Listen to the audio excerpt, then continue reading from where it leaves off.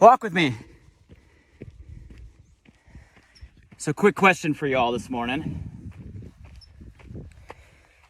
When was the last time you felt rejected? Just that word brings emotion, doesn't it?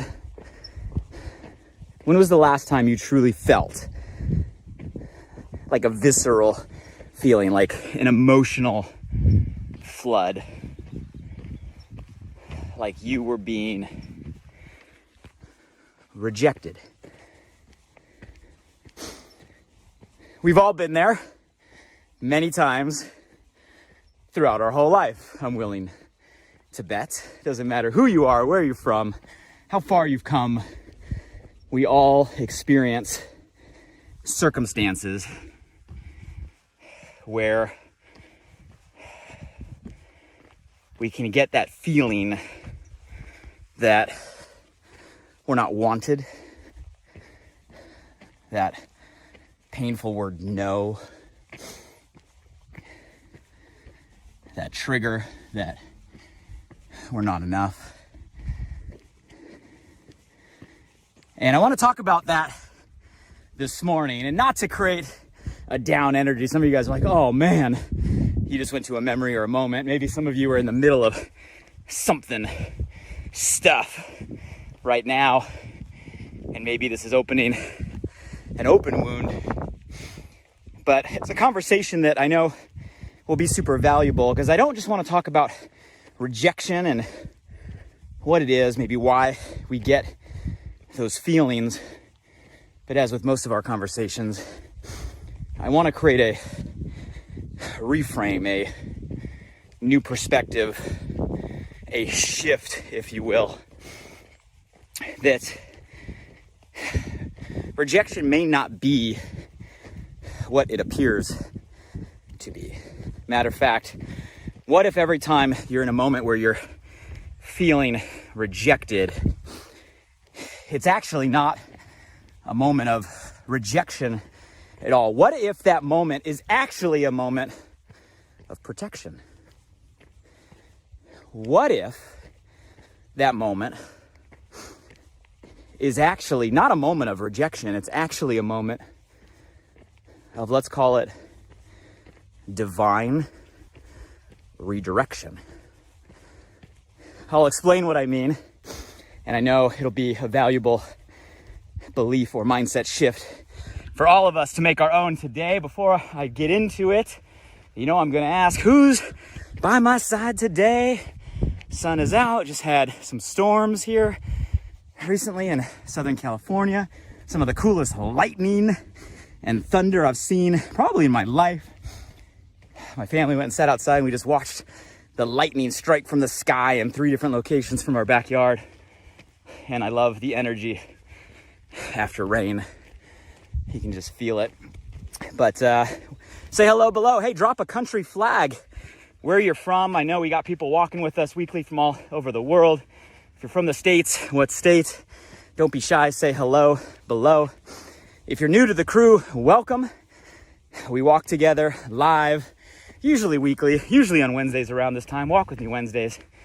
You can catch past conversations on the podcast, Alive by Design.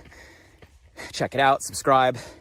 We've had some good ones. And the only thing I ask is that you contribute to the community with us, just like we were in person together, side by side, shoulder by shoulder, worldwide. Have a conversation, add value, comment, share perspective, agree, disagree. I read all of them. It adds value to me. It adds value to those of us walking together today.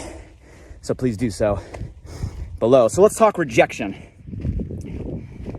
We've all felt it. We all feel it. We felt it all our life.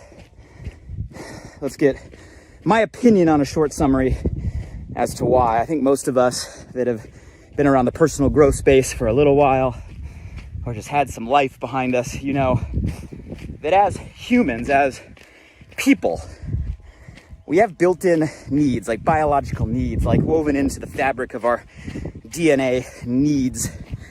And among the highest of those needs is the need to be loved, the need to feel like we belong. You guys see, we're designed to be tribal, pack animals, community.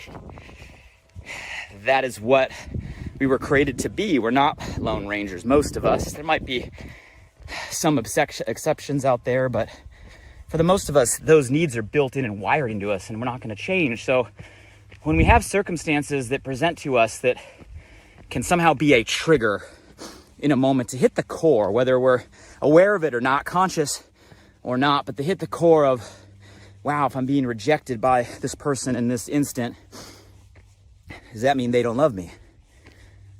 Does that mean I don't belong? And it can trigger a domino effect or chain reaction. Well, if they don't love me and if I don't belong here, do other people not love me and I don't belong there? And does that mean I'm not loved and I don't belong anywhere? And all of a sudden we get into these spirals in our mind. Who's guilty, right, of that rumination where a simple little, maybe innocent instance spirals into this fear? And if it goes deep enough, it can be paralyzing. The feeling of rejection slipping into maybe even a anxiety or depression, right? And it's scary. We got to learn how to deal with all of this because we face these feelings and circumstances all the time. But what if rejection was not there to be a trigger of fear? Rejection was not there to bring up these feelings of missing love or lack of belonging. What if the rejection was actually there, not happening to us, but happening for us? Let me go ahead and sit down real quick. What if that moment, that instance, was not designed to be something negative, but was actually designed to protect us from going down a path maybe we're not meant to go down? Maybe it's some sort of divine, whatever your belief system is, redirection, saying, no, that's not where you're meant to go. I'm going to put a little pause there and point you down the path that was created or designed for you. And we're there in that moment, right? Feeling like, something gets in my way. Right? This must be happening to me. This is preventing me from going where I want. Why do I feel this way? And sometimes we miss the giant sign that's saying, hey, you know what? I have something not just different, but maybe something better, maybe something more waiting for you. It's just right over here. I want you guys to think about in your own life, right? Times where you've gone through periods of feeling rejected, but then in hindsight, whether it be year or years later, you look back and you realize, wow, that moment wasn't rejection at all. That moment actually was divine redirection. It actually prevented me from going down one path. And because of that, I chose another. And because I chose another, I ended up, right, experiencing where you are. I mean, I can name time after time after time in my life. I mean, I go back to, I think, some of the earliest feelings of rejection, maybe for many of us, are like middle school, high school, where all of a sudden friend groups start to click up. All of a sudden, people and kids start to throw harsh comments. And we all go through this season in our life where I think most of us feel maybe rejection, maybe for the first time or to that extent for the first time. And I think about myself going through those years and how certain friends and certain groups I felt rejected from. And at that moment, at that time, that's all I wanted, and it hurt. But in looking back, I realized, well, me not going down the path of those relationships allowed space for me to create other relationships. And I think about the friends that I did end up not only becoming friends with back then, but many of us still friends today, and the adventures we have and how that group helped shape who I am today. And had I not been, quote unquote, rejected by certain groups, I might not have fell into other groups, and I might not have become or have a lot of the experiences back then that led me to where I am today. It was a redirection. I remember one of the biggest rejections I got a couple years later, right? The whole college process. I mean, talk about a painful process. You work so hard, every letter, every grade, building the resume to send that packet to the university, and this pressure and this feeling that letter they get back of if you get in or not and accepted or not accepted changes the trajectory of your entire life. Talk about pressure. And I remember getting into all of the colleges I applied to, and there was one left.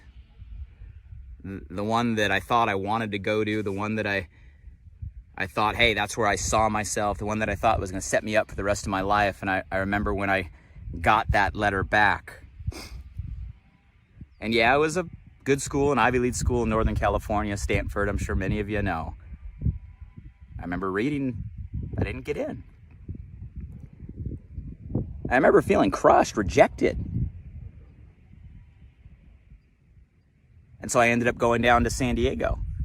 Some of you guys that know me or even watch me, you probably saying, Blake, you're much more of a San Diego individual than you are a Stanford individual. And yes, I agree.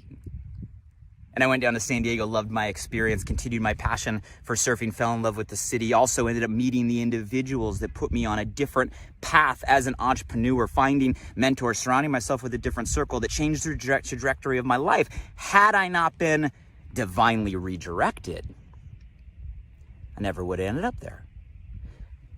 I think about business and partnerships and certain individuals, right, that you want to go into business with or you want to partner with or you want to work with, and it just doesn't work. They say no, you feel rejected. But as one door shuts and another door opens, it creates space and opportunity for you to find the people and the relationships for you to go the path you're meant to. Guys, I can keep going in my own life, and I'm only sharing these stories for you to trigger your own, because I'm willing to bet if you go as far back as you can remember all the way through today, your life is lined with paths and points and moments and instances where you felt rejected and spent all this emotional energy feeling down, maybe even beating yourself up. But in hindsight, it wasn't rejection at all. It was protection for you. It was a divine redirection, and you are where you are today because of those closed doors that allowed others to open. And if that's true of moments in the past, looking backwards, don't you think the odds are that it can be true of moments we're going through today? And moments you will go through tomorrow. You guys see that shift in perspective, that wisdom that comes through experience, allows us to approach times where all of a sudden we get those triggers. And don't get me wrong, you don't become bulletproof. At least I don't. And I don't think many people do. I think we still go through moments where we get that feeling. It's a visceral reaction. It's an emotional trigger. I don't know how to make that go away permanently. Maybe somebody has figured that out. If you have, let me know. But I do know that it all comes down to a perspective we choose to take. And in that moment, even though you might be overcome with a feeling, you can all of a sudden talk to yourself and create a shift and say, you know what? In this moment, this isn't me just being rejected. What else could this mean? Maybe this is me being protected. Maybe this is me being divinely redirected. Let me welcome what comes my way and let me keep my eyes open for the opportunity that it might lead. And you guys, that's going to be true in our relationships. Right? And many of you probably, when it comes to your seek for love or spouses, or maybe even how you got to where you are today, doors had to shut for other doors open. Some relationships you thought you wanted with everything you got that ended, you find out there was a reason they were meant to end. Maybe if you're in a struggle right now and you're feeling like you're rejected, maybe it's just the world saying, hey, wake up. You're not meant to go that way. Let go. Because there's someone better meant for you. If it comes to your work or your business or your career and there are doors shutting, sometimes, guys, it's a test, right? But sometimes there's just the world trying to say, hey, you're not meant to go that way.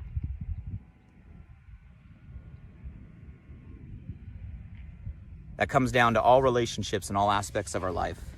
So when next time we feel a little bit rejected, it's okay to have those feelings. Nobody's perfect. I think it's built into us. It's part of our DNA. So let yourself off the hook. Don't give yourself grief or guilt. But I think part of the evolution of loving yourself and trusting yourself is also trusting that maybe there's a bigger plan out there, right? Maybe there's something created better for you. Maybe the world isn't working right to you. It's happening for you. And at the end of the day, there's only really two ways to believe. Either we're believing that everything's happening by total chance and circumstance, and this is all just a bunch of chaos, or we believe maybe there's a plan. Maybe you're here for a reason. Maybe things happen, right? Not by chance, but by design. And at the end of the day, none of us is ever going to know. So why not choose the belief that's going to serve you and move you in a more positive direction? Choose the belief that, hey, you are destined for something. You are created for something. The world is unraveling for a reason. And sometimes we have to go through that feeling where all of a sudden, we're not being rejected. We're being protected. We're being divinely redirected. So that's my message for all of you guys today. One more view from the top. Beautiful day. I got to run down. Got some meetings starting in a little bit. And I hope this message resonates with all of you guys today. Hey, if you got something from it, let me know below. Remember the promise, collaborate. If someone came to your mind or your heart, maybe somebody that's had these feelings and needs to make the shift, tag them in the comments. Or if you see the value, press share to share it with your community.